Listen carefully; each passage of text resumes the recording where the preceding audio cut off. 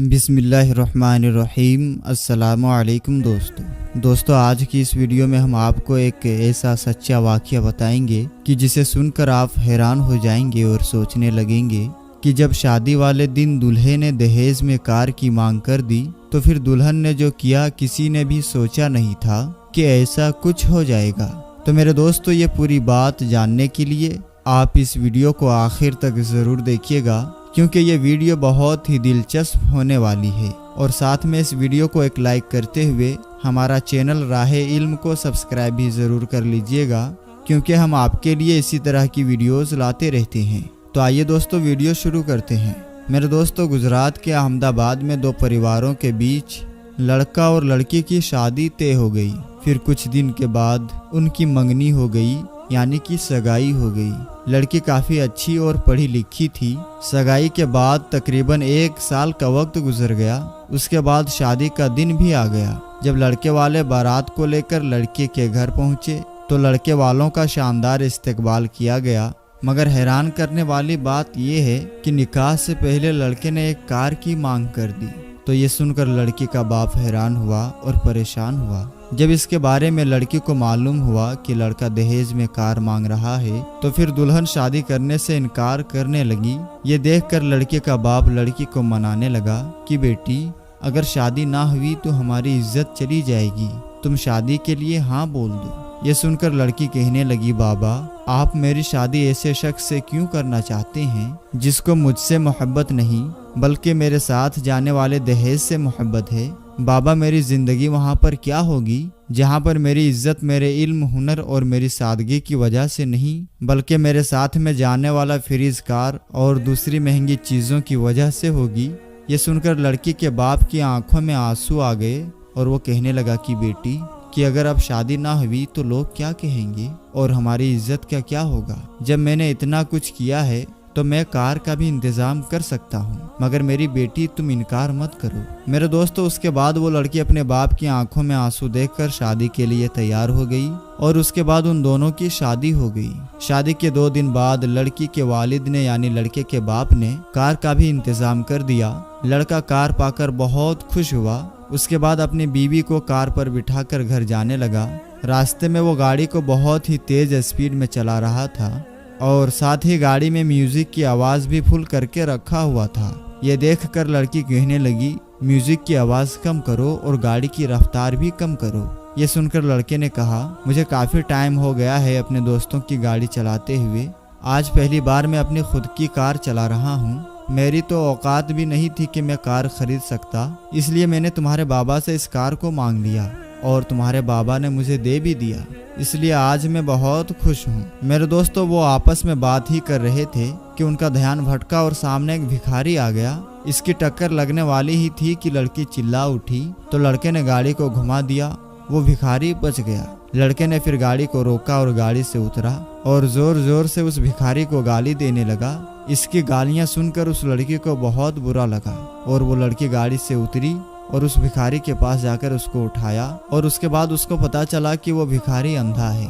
उसके बाद उस लड़के ने उस भिखारी को बताया कि बाबा हमारी नई नई शादी हुई है, हम लोग बातों में मशगूल थे इसलिए हमारा ध्यान भटक गया, आप हमें माफ़ कर दीजिए। इस लड़की ने उस बाबा को 100 रुपये दिए और बोली कि आप हमारी नई शादी की मिठाई खा लीजिएगा। वो लड़की भिखारी से बात ही कर रही थी कि इतने में वो लड़का बोला कि तुम जैसे लोगों की वजह से ही ये भिखारी लोग सर पर चढ़ते हैं। ये ऐसे ही होते हैं जो जानबूझकर गाड़ी के आगे आ जाते हैं ताकि उनको बाद में पैसे मिल सके। ये सब भिखारी ऐसे ही होते हैं। ये सब सुनकर उस लड़की को बहुत बुरा लगा। वो लड़की अपने शौहर से कहने लगी, ये जो भिखारी होते हैं ना, ये सुबह उठकर दर बदर भीख मांगते हैं, तब जाकर इन्हें थोड़ा बहुत कुछ मिल पाता है। जब वो मेहनत करते हैं तो उनको मिल पाता है। और जहाँ पर मेरे बाबा ने मुझे इतना पाल पोस कर मुझे इतना बड़ा किया, उन्होंने अपना सब कुछ आपके हवाले कर दिया। आपने जो कुछ भी मांगा था सब कुछ आपको दे दिया। अब आप ही बताइए यहाँ पर असली भिखारी कौन है, वो जो गाड़ी के नीचे आ गया था या वो जो इस गाड़ी को चलाने वाला है। मेरे दोस्तों ये सुनकर उस लड़के का होश ठिकाने आ गए और उसके कान खुले के खुले रह गए और उसको ये एहसास हो गया कि यहाँ पर असली भिखारी कौन है। वो लड़का भी शर्म से कुछ बोल नहीं पा रहा था। यहाँ पर असली भिखारी तो वो लड़का है, उसको ये बात खुद एहसास हो गई थी। लड़की की इन बातों को सुनकर वो लड़का रोने लगा। प्यारे दोस्तों, मैं आपको बता दूं कि दहेज भीख मांगने से भी बदतर काम है। मेरे दोस्तों, अब कुछ लोगों के दिमाग में दहेज को ही बुरा भला कहने के लिए आ गया होगा और कुछ लोग दहेज को ही गालियां देने लगेंगे।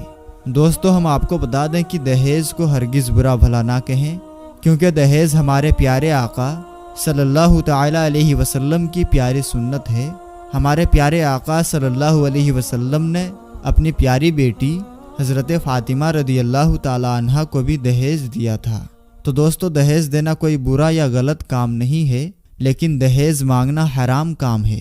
दहेज मांगना गलत काम है।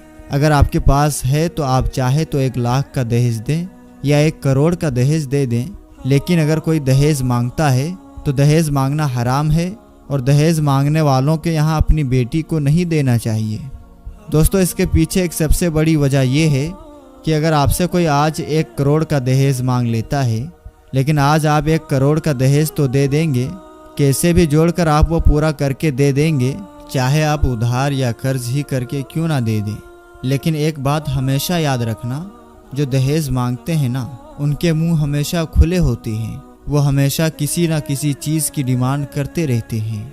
आज कार की डिमांड करते हैं तो कल बाइक की डिमांड करेंगे, यानी कि वो हमेशा किसी ना किसी चीज़ की डिमांड करते रहेंगे।